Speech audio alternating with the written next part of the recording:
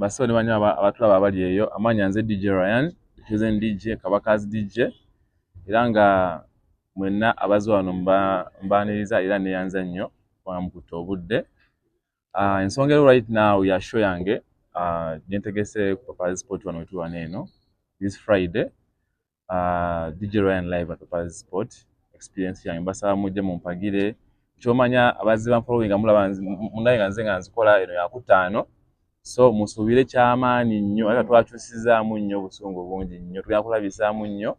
abagamba tetusobola ninga tulina okumanya Friday eno bakulabisibwa wekiri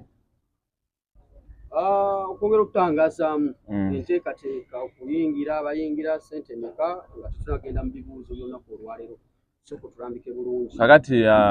manyi saakireze nnyo wanze ndi Ghetto Youth mutwalo gumu okuyingira emitwalo 2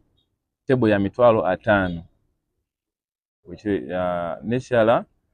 twakyusizaamu katono nnyo katono nnyo tulinawo bouncing castle ez'abaana emisana abaana bajja kuyinga 10 meka 15 yeah okay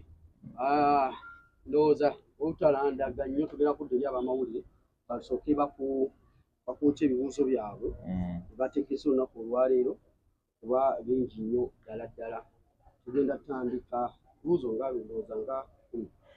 bigenda okubigero bijja ate nga byamulamu nnyo tutandike ne radio media oyanjire abakola by'okusoma ikibuzo cyane soka ndabyo ku posters ezenjawulo zitambula nga abayimbi batuka ku posters kuli abayimbi bano tunabasotinga nabo ezamuli kulanye skill ebo kwali endala tali kenda tulaba ku eda figura ekasi yaliko kubanga nsubira oposi yasoka okufuma nga ndiko ne alien skin ko olunaku olwo ali booked ali wala tera kubeerawo so nenkyusaamuuko kiba ezimu ziriko pasta bugembe ne fikigaza bukyali okay lazia enyo yange nze lazia kwa ne BJSL fine ekibuzo kyange era kigenda kubeera ku nsonga ya alien nsubire nti ebitambula kwa buyavaayo tugamba ali wala yali wala tulowooze nti kubitambula nti mwagobeddwa mwenna Fangon kyekibaleetedde twogere ku nze era ensonga eri awo twagala kutangazibwamu tubadde tukumanyira DJ wa alien otugamba nti ali wala ng'ate ave wala n'agenda najja mu show z'e Kampala ate yo n'atabeerawo kiba kitegeeza ki ewala yewa gyali kale mbufunzi ate kati kiwe kiti ebiseera ebisinga okozeko n'omuntu tugeesera olina okumuvinga on ate nga si mu bubi kyegera mbadde nkola ne alien skin yambadde mu ndaba maze bankola naye bw'abanga yagambye ku lunaku tejasobola kubeerawo tusaposinga mutukola ki kubeerawo kwa zino show nze nga nzikola nga taliiko nga bibanje era ababazi bakyuka era benakosa last time era sibenkosa ne ku luneeno so bw'abanga agenda tajja kubeerawo tusobola mufosinga kukola ki kubeerawo then nekya Fangon uganda twagobeddwa nze tebangobangako yangamye kukuba mu Fangon tebangobangako yasibwakya ndabanga alina okukola ki ogoba akange nenkita wagobwa tebangobanga ku Fangon just nze negoba olwa personal issues naye nali skin ensonga zaffe obufunze gwe weegoba nze negoba tebakugoba kale tubu omulala tufune ekibuuzo ekirala ekyo zentije sebo bifit sebo olwamugoba weegoba tebakugoba ate buli omu akimanyi nti gwe abadde akwasaganya minisitiri wa aliyo kitegeeza walina okubaawo ensonga eyawula abantu abato naddala nga muli basajja bwe zitaba ssente abamukazi twagala okulambulira ensonga ki ekuleetera okuba nga osulawo omulimu oba wasulawo omulimu ogumu n'ogenda okola ate ensonga eyatwawula si mukazi kuba nze abakazi sibeerako nnyo naye waliwo era ensonga ezisobola okunjawula n'omuntu ndi ku mukazi kale ensonga ensonga kale gamazima ensonga yanziwa yen skin kubanga sikyakula naye twasobola okukola ki okukwatagana mu bakyogedde ntya at the end kyagana okukola ki nga ndi brand ne brand kyalinga tekisobola kukola ki ekisobola gatta ndi munene nange ndi munene so bingi ndijasigana ekikaligwe nkwaddeko ekyo nenga sina buzibu naye kyali wange kubaddanga sina nga tanafuka nze ndi sita so we are friends simina kombwa nenze yes just kyagana wewe ensonga ezaka kwa ki kwatagana kyoze nikula musiza amanya akose ekipresident wa Masaka City Ebyama otagese ekivulu nakubeera mu ne wenyini waji 1st December ni naji nayi kyote tekikose nnyo anti ndi DJ nani yayingirira mu ndi DJ oli muyimbi ana nokuja na nyimbira nako abe Mr. Ebyocha mu Uganda. Yama. Kakati nze nkwebaza okubanga osodde okubanga ostandi zinoteeka paka ku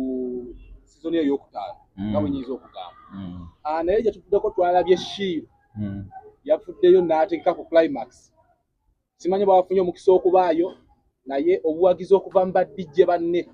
Bubadde butono nnyo nnyo nnyo. Ewuwo kiri kitya. Akati ekisooka nze nga nyingira industry eno Bashiru bambeerawo okwo. Nali muto nenga ne baze nkwamuga za kibinga tenga sikirizibwayo for example club slick bamujimanyi ibanji nyingiza zokushwa DJ Shunze nganze DJ Ryan na muwatebo ya mtola meka mtola tamya era naliwonga ngashyoge namaso ne kwa kinegwa envayo kati badija basigadde balala simanyi birazaabo nenze nganze DJ Ryan I support siba chalibo badija balala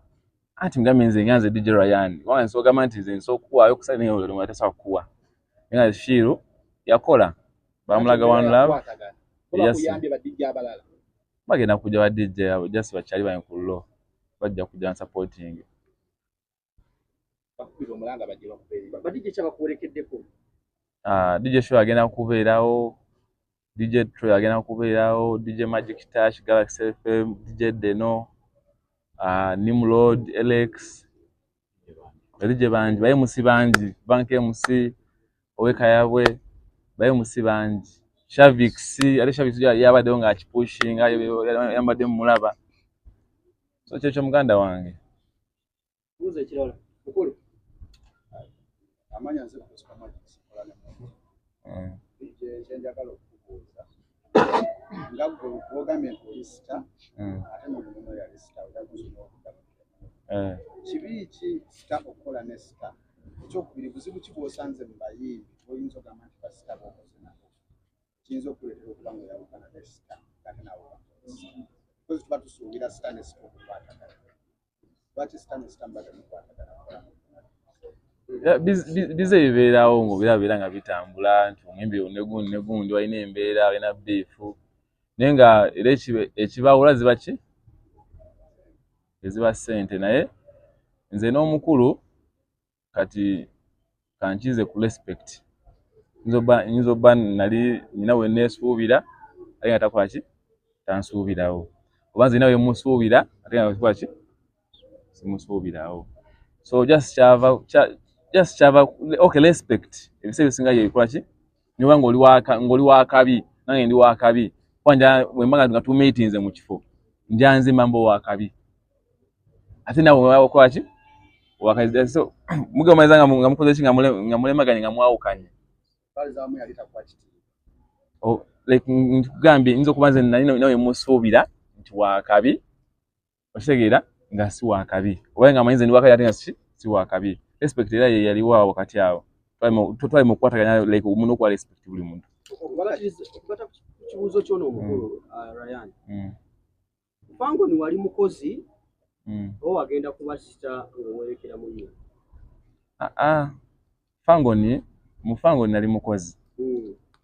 nenga omukozi alina brand kubanga era sijja kugamba nti Fangon yenfudde star no nze mbadde star before what before Fangon mbadde star before companies zikola ki za kabi yes ni mbadde chendi ngera bonsa DJ Wanda chosen DJ efisegera kinga kugamba nti eno experience yakumeka yakuta which means tobye nnyo kwera mu industry nga kwati nga nchikolerera kwa nti bulimi bw'emmanyi kati shwange yasembayo era still yali wanene lumbi yajo kwimba wanene samuwade 10 nali DJ wa muyimbi ninga nkwa music wa mobala nga wajo kwaki supportinga naye kati mfunyemu ko obuzibu obumu nti oyita kyalo ojjo kuyimbirako nawe akole ki omuntu amanyi oli kuki oli kutoka tenga twali ki twali toke nti kati yes nali mukozi mu Fangon ne still nali na brand nali ku participate ya DJ Ryan nti wetufuma tugenze kukola nze njimuwa kuba yabamu kama wange so lwa tukomyewo just nga just tuli mugunza pije no tekawo respect ngeje tuogeramu kisinze muntu anyigama ngeje ogede nange singeje ojo kuganira nani n'abana abali awo ku Fangon kitegeera kwa buli muntu asinga munne ki twenkanya myaka n'obunanizibwa mulimu gwo bali kusasula bulungi ng'omukozi ate nandivuddeyo anti kati tujjeko ebyokuba nti bwasita byagano kwatagana omulimu gwo nga gwo bade gukusasula bulungi ate nkubuuza nandivuddeyo kibuza n'ebyensasula gwe tuyagala ssente ekyakujje mu Fangon byakujje mu Fangon ni bingi katudde ku kibuzo ekirala awo wenyini wobadde ayali bw'ogamba nti nno ebyensasula otuukiriza ebize byogerwa ku alien skill ab'enjawulo abaawukanye naye nti nno yasasula kayinza nja kwakola naba wasimanyi bali gundi yaabwe simanyi gundi like mind zaabwe kiki kyabajjayo wekenye wambuuza nti ekiza okujjawo omuntu sente wasikyo ki bayinza okuba bali bakazi bajalisendeseka simanyi naye nze nga nze yasinga misaidi yange twafuna obutakkaanya nze nayo nsikiri ku nsonga ezimu ate ogenze ne bakubuuza nti sensasula yali eta n'ogamba singa yali nnungi tewandikoze ki tewandikukire kitegeeza tasasula siwe nkyogedde osobola ng'ompa ssente naye nga oba tezimmala otegeera ku mmeeza okwongeza ku musaala tonnavaayo kaki bwe kiti nawe okiraba nti nkoze oba mukama otusanga nti nyongeza ssente ija kuwagamba maki omwana tumwongeze okusinza kujokweki kyokoze naye sijja kuba nti buli ssaawa nfuna mwezi mpaka kitegeera wakimanyira nawe bakuwa omulimu bakugamba like tukuwa 25 n'emyezi emiranga emeka tujja kusinza ng'egyo gyokolaki gyokozeemu twali twogerako mu interview emu n'omu ku balenzi abadde ku nalyo nsikino omuyimbi Swanka n'ategeeza nti yafuuka wa kabi n'atandika okulya akabimbo ku boss nga egaali yali simanya Ibura Kabadia ate nga ate bagala kukuuma ate Biswanka omukulu bwe mubeera eri nga bw'ogambe nti oli star amayinja agago gamusingako ttiimu wano egaali nga yagatambulira ku ggwe ebyo nabyo biyinza okubeerawo kati kambatanganzemu kakana akawaani nze Ryan kubadda ne branding mu ngeri bweti so zitambula nzekka era bonsanze emisana mbala ntu nga basatu ne mu bbala mbala ntu nga mukaaga nze ngani ko emirimu gy'omukulu nga ine gaali yentugana tugende tufa ne nawe bonsanga nga DJ Ryan nange mbane gaali yange wamba ku mulimu gwange mulala mbane branding nze kati kichomba simanyi byamunyizanga nga bwo chokere simanyi nenga nze kusaidi yange bukiri kali Biswanka yongo omuntu ayinza okuba yalina ensonga zinga y'omuntu era olina omufunako 1-on-1 yakubuulira ekyamunoonyesa nze nane gaali nze ode nine gaali yange negari yange bali ekigambibwa nti nno ne byeweerabirayo tukyalina mukisa gukimayo bakutwalanga matubale saawe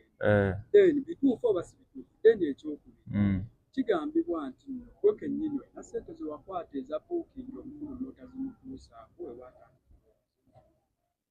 Za booking nezi nzema nje bali nsiki. Kwa chima nkwata booking. Kola nko booking za nsiki. Ade nesha nze ku Fangon sina kinalekayo.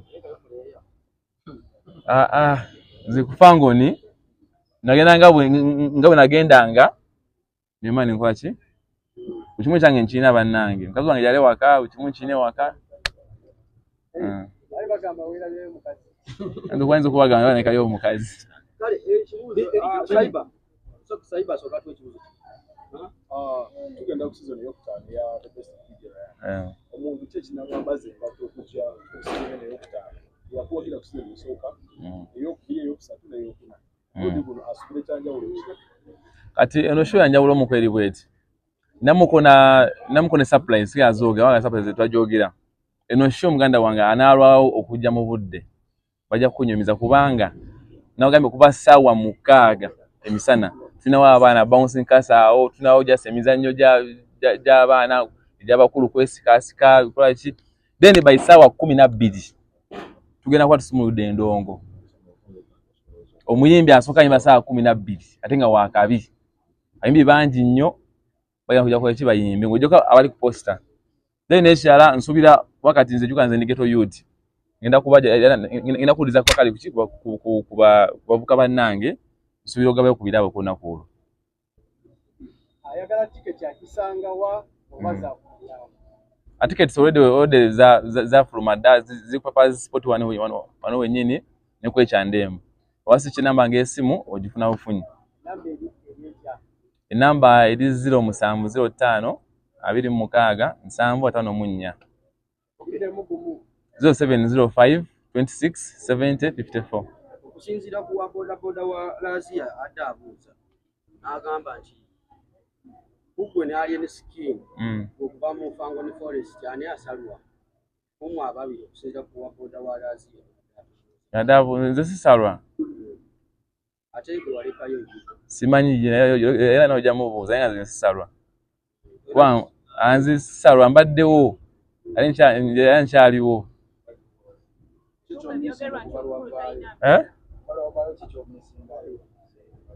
kyemisingayo misinga obuteebaka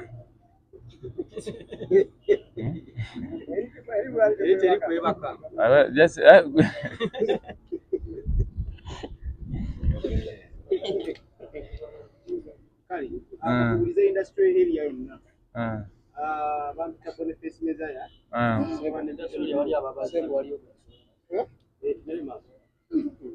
kali akigambibwa nti nno waliwo olutalo oluli wakati wa ali ne Fik Gas era gwe okuteeka Fik Gas ku posta oli kusaidia Fik Gas okuyambako okulwanyisa alien kwenga amanye ebyomuntu how true is that akati njala soka teeza mu kubaana mulimu abaana balina effujjo ku media okwe ku TikTok banaye bakadama musalo omuliro kadama mu busale omuliro wanzi zino okumanya nze ndi DJ we Uganda nagambe nkola na buli muyimbi gwenjagala nsogama nyakuba ne Paraso oba Big Eye oba Fik Gaza obani oba Pastor Bugembe oba Kamili bagula bite wanzi ndi DJ wachi right now nzemo kuba DJ Ryan the chosen DJ shali DJ wachi wa Fangon ku Fangon sichakola kuchi ku Fangon bizemo kola chi otandika nga ebyali ugirwana kunya Fik Gas kugambi sazo nsogama nani nankopia yakuyimba kwa ne muyimbi wachi wagwanga atize ankopi chali wangi oyogede ku bakadama bakadama bagambe nti baddo basimba oluseke ngokyali kugali ali musiki awupoliriza abakabuze mulekabuze baddo okolanga ziraifu bakadama ne bakola ki no basimba oluseke mulinya lya Fangon oluseke olusimba okusinzira ku muyimbi ali musiki otogera kochi kubyogerwa tukotinga ebigambo ebyo anze mbale sikwa luseke nyamu neja sikibadde nkolanga zimbadde mbilanga ku live yange ninjiteekaawo ninzambyange oyo nali questinga tuje bale ku DJ Ryan oli wa kibipe namba esimu kuteko natika kiki bali pa otangaza ali bakuwa oluseke bade bankuba oluseke bennyini bakuwa oluseke nga bakuwa anti era kuba siba kuba oluseke bennyini abadde balukusibako busibi mbamuli tekiriyo naye bannange okutangaza mu Katonda olaba bakadama abo abali e Bulaaya munaye mulimu abamu abategeera Fangon kati abamu bakadama abo balaba balina abasajja babadde beegwanyiza bo nga bo kati olaba dijira yani nga asitusa aliwo ati nga bagamba oyo wange kitegeera so ng'omuntu abadde nabakuba luseke wabula bebadde bamuyambisa kitegeera bamwetega kale kibuuzo ekisembayo bamawulire tumuzikiba ekisembayo ekyange Fangon ebadde ina abayimbi abasukka mu bonna bonna tebagenda kuwerekerako ba bonna banyiigideko mukama waabwe akati nga wenagambye ebiseera ebisinga bwemanga business wise twawukanye nga tukitadde omukwano gusigalawo nze mbanja gusigalawo kujja ku mugambe nti nokole ki guveewo anabazze bajja kujja esirina mbu bajja kuyimba kitegeeza ali entakkirizibwa kusembera yake kapazi ngebe bamugobye mu nkuuka bamugobye mu nkuuka olaba mwana gamba mazima olaba badde mbasaba tutumegendayo nnyo ne nga mbasaba n'ekirala sale first tugende mu nkuuka still sale first byonna biri ku byolwali tugende byonna ni byonna sale first tugende mu nkuuka sale first still tugende mu Nkwacho festival tumoge tuwa supporting outside kale tugenda kola wano alwa kola wano akubadanga no mwina mugana wange kubadanga mwina chali wange manyi saka nnyo ku mwisa nnyo bantu byonkwa nabo naye na timu nene yeri yabo jangu gambe ntoze yangu onywedde kubanga timu jenna nene nnyo sebo no manager sebo yatuteerako $600 ku champion gudo era yaliwo kweza manager sekenze mkulebera bano bonna kakati ndoza tugende mwana no wali banaye tugende mwana no wali wali DJ ga MC Cats kati buno bude MC Cats osobola okuduwa mbadde mu business ibe nejo nade kuki kwekitu onenga ne Cats Cats chaliwa nze mukanye mbadde mu industry ne mikwano ele badde business wana imbani business ana nani so kukuba ne business ya promoter tweteka kusaidia otadero yeja tulambika bulungi katuze ku show teka z'ekivulu ekisooka emiryango gigenda kugula saawa 4 okutuuka paka saawa 12 ez'okumakya so suubire tugenda beera ne bouncing castle abaana ku mulyango bagenda sasula 15 ekivulu nno yabawadde okusiza ku bayimbi bayina okitegeera tugenda sasula mutwalo abakulu tulinayo emmeeza ya 5 almost ndoza tusigazaayo emmeeza nga 10 tugenda sasula VIP emitwalo 2 so musuubire okulaba Nigeria Yanis experience zazaakola ku luno musuubire okulaba ndowooza kyemutalabye na Washiri ate bujo bade bambuuza bujo bade bambuuza oba ndi muyimbi balange ndi muyimbi yakona koolo ina music mungi nnyo muje muwulize wa DJ Ryan kyemulina okumanya nti ba DJ banja bagenda okubeerawo ba DJ banja bamuwerekeddeko so ku Lwokutaano musuubire ekyenjawulo tugenda tambulira ku red carpet omukulu yennyini agenda vambwengula okujja ku stage temukirabangako ba DJ mugenda kulaba stage ey'enjawulo nato kisoboka ko alienza mu bbanga naye musuubire okulaba ku stage ez'enjawulo musuubire okulaba ku sound ow'enjawulo abadde tabeera wano owa bulijjo n'omukyala gira wange ekyusa ekyusa n'omukyala ko adamuze omukyala anti abadabuze omukyala ko nakwolwe nenga musuubire okulaba security bano be mulabako mulabyeko babiri ne mugenda kulaba ku security ya ube entuufu ekulembeddwa Nsubuga nonso so musuubire okulaba ebyenjawulo bingi mugenda kulaba abayimbi bangi banaye ate nammwe twebaza bannamawulire kati kankiddemu kino kankirungamye bulungi buli muyimbi yenna oba avudde mu Fangon oba avudde Gaza oba avudde wa oba kugamba ne pastor Bugembe yennyini yasiimye ajja abeerewo alyowa abantu emyoyo kwolwo. So bane musuubire byanjawulo bingi nnyo era toyanza nnyo bannamawulire mwenna social media zonna eziri wano mwenna tubeebaza mwebale nnyo mwebalire ddala bannaye ebibuuzo okusinza ku bibuuzo byali eni badde nsaba obaka obusembayo obwange just banange mbeebaza kuba mumbeereddewo nnyo balinsiima mumpadde amaanyi mumpadde obugumu nti osobola okuba nga ostandinga buli mwaka mukola ki desha mwebaza mwenna bazze wano bakyali bange mwana muli bakabi manager wange bakyali bange Dero Divoshi Gonza mwenna one love Santos chakayo muganda wange okuzo mu gwamaanyi tugende mu kibuzo ky'omu